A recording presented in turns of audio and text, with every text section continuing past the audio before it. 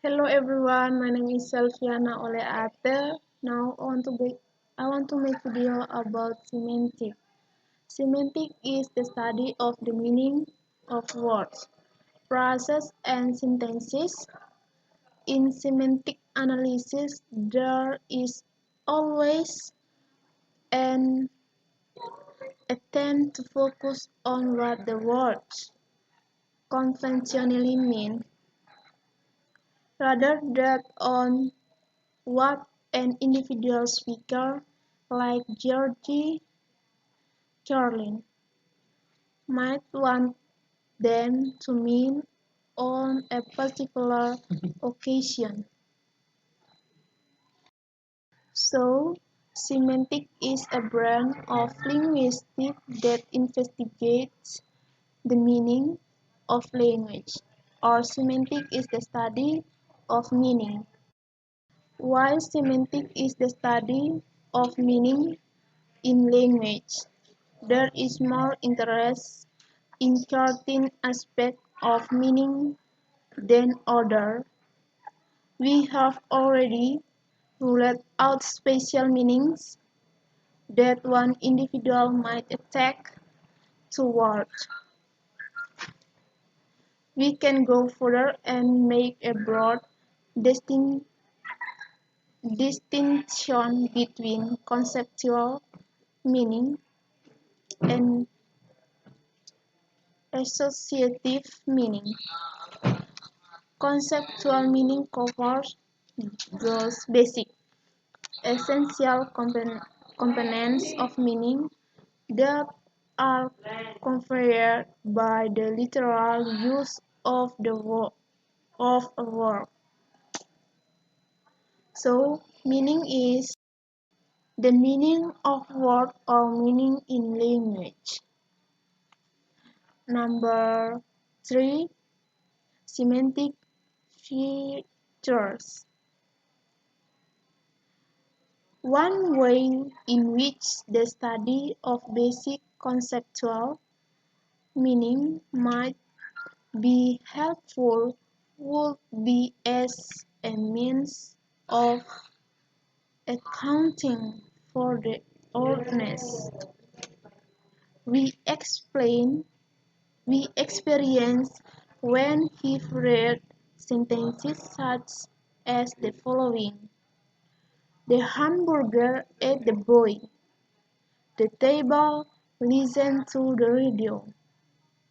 The horse is reading the newspaper. So semantic feature is concept component, related lexical item, or in general this can also be concept component related to any grammatical unit, whether structured or not. Structured and not or not. Number 4. Semantic rules. Instead of thinking of words as containers of meaning, we can look at rules they fulfill within the situation described by sentences. If the situation is a simple event, as the boy kicked the ball, then the verb describes an action, kick. The noun phrases in the synthesis describe the rulers of entities, such as people and things, involved in called thematic rulers for these noun phrases.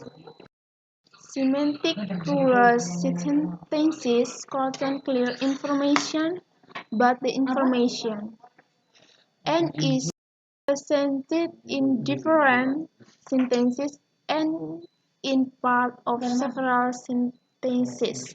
Thank you. Hello, my name is Eva Novi Aryani. I will explain a little bit about semantic, agent and theme. In our example sentence, one role is taken by the noun process, the boy as the entity that performs the action, technically known as the agent.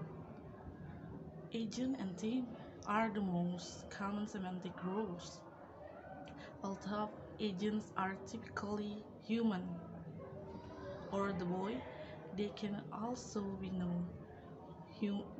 human entities that cause actions. Is in noun presence denoting a natural force or the wind, a machine, a car, for a creature or the dog, all of which affect the world as theme. Next, instrument and experience. If an if an agent uses another entity in order to perform an action, the other entity fills the role of instrument. In the sentence, the boy cut the rope with an old razor and he drew the picture with a crayon. The noun phrases an old razor and a crayon are being used in the semantic role of instrument. Next, location, source, and goal. A number of other semantic roles assign where an entity is in the descriptions of an event, where an entity is on the table or in the room, fills the role of location, where the entity moves from is the source from Chicago, and where it moves to is the goal or to New Orleans, as if we drove from Chicago to New Orleans. And next, lexical relations. Not only can words be treated as containers of meaning or as fulfilling roles in events, they can also have relationship with each other. In everyday talk, if we're asked the meaning of the word conceal, for example, we might simply say it's the same as hide or give the meaning of shallow as the opposite of deep, or the meaning of daffodil as a kind of flower. In doing so, we are characterizing the meaning of each other, each word, not in terms of its component features, but in terms of its relationship to other words. This approach is used in the semantic descriptions of language and treated as the analysis of lexical relations. I think it's enough.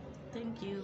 Email dan bukaka synonym to or more words with very closely related meanings or called synonyms.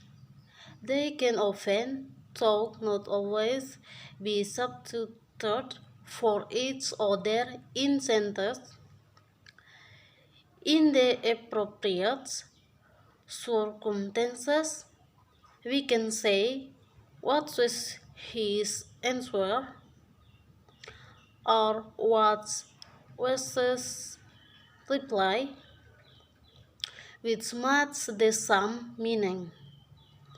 Other common examples of synonyms are the pairs, almost, nearly, big, lot, but, white, by, purchase, cab, taxi, car, automobile, coat, sofa, freedom, liberty. Antonym: to form with opposite meanings are called antonyms. Some common examples are the pairs: alive, dead, big, small, fast, slow, happy, sad, not, cold, long, short, male, female, married, single, old, new, reds, port, true, false. Antonyms are usually divided into two main types: gradable pieces along a scale and non-gradable. There is opposites. Gradable antonyms such as the verb big, small can be used in comparative constructions like I'm bigger than you and Epony is smaller and than a horse. Also, the negative of one number of a gradable pair does not necessarily apply the other. For example, the sentence "My car is old" doesn't necessarily mean my car is new.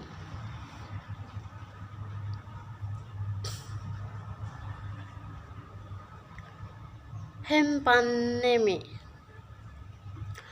When the meaning of one form is included in the meaning of another, the relationship is described. Thus, hyponymy examples are the bird, animal, dog, podger, vegetable, carrot, flower, rose, tree. Beyond the concept of inclusion involved in this relationship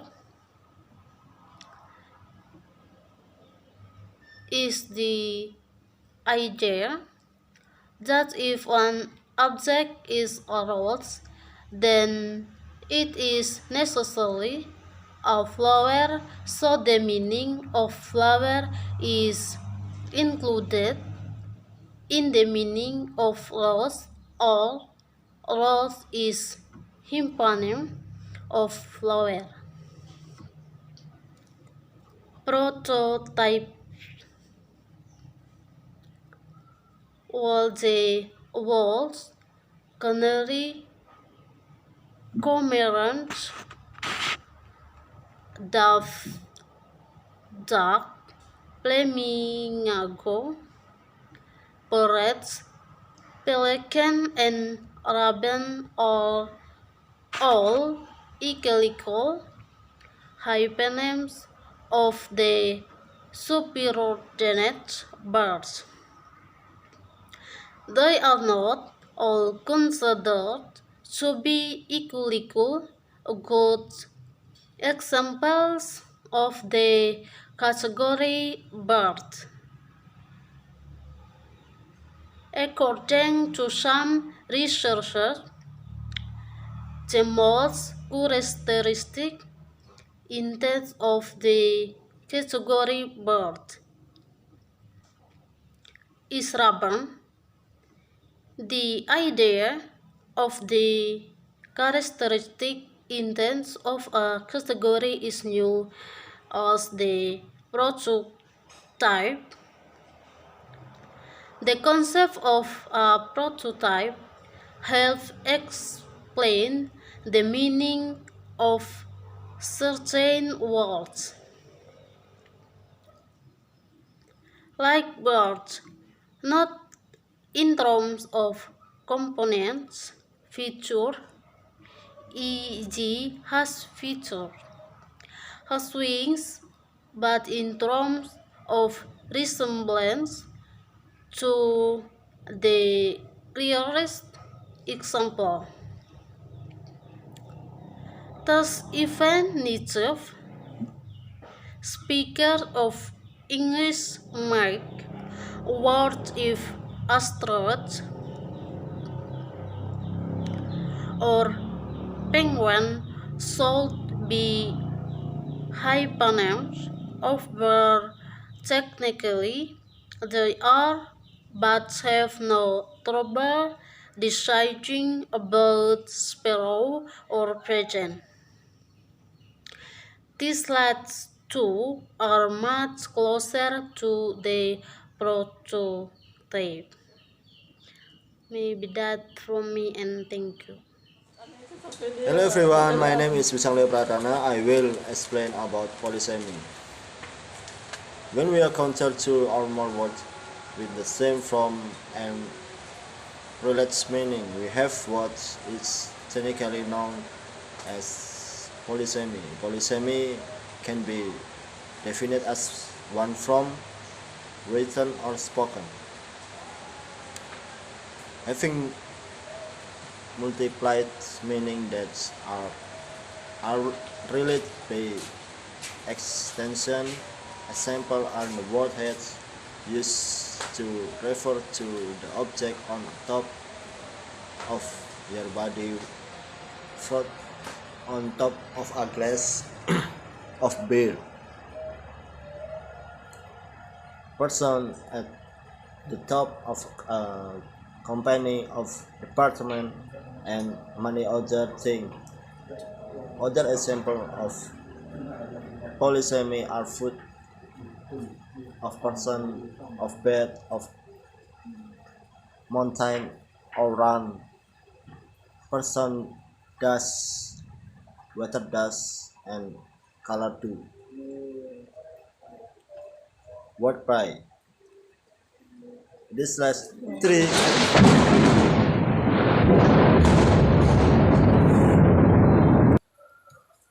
wordplay. These last three lexical relations are the basis of a lot of wordplay, solely for humor effect.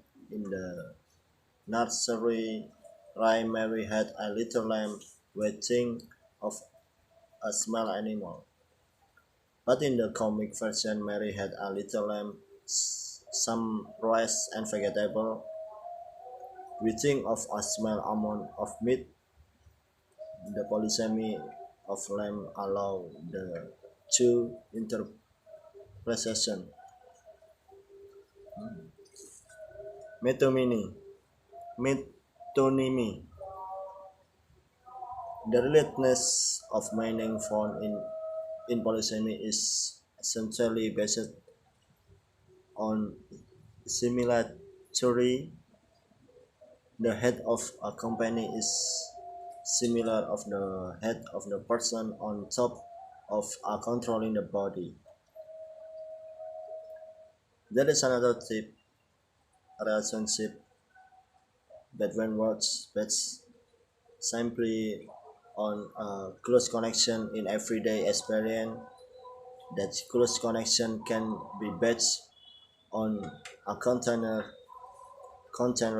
content precision, bottle or water, can or juice, word pets realization, care or wills, host or proof, or a representative symbol relationship, king or crown, the president or the White House.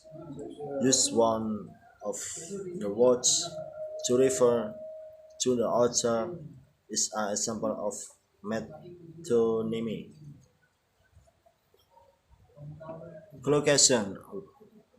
One final aspect of our knowledge of words has nothing to do with any of the factors considered so far. We know which words tend to occur with other words.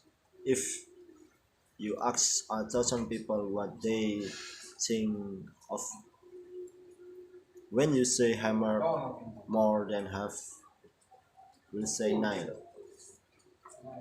If you say table, they'll mostly say chair on the butter. Elikis breed.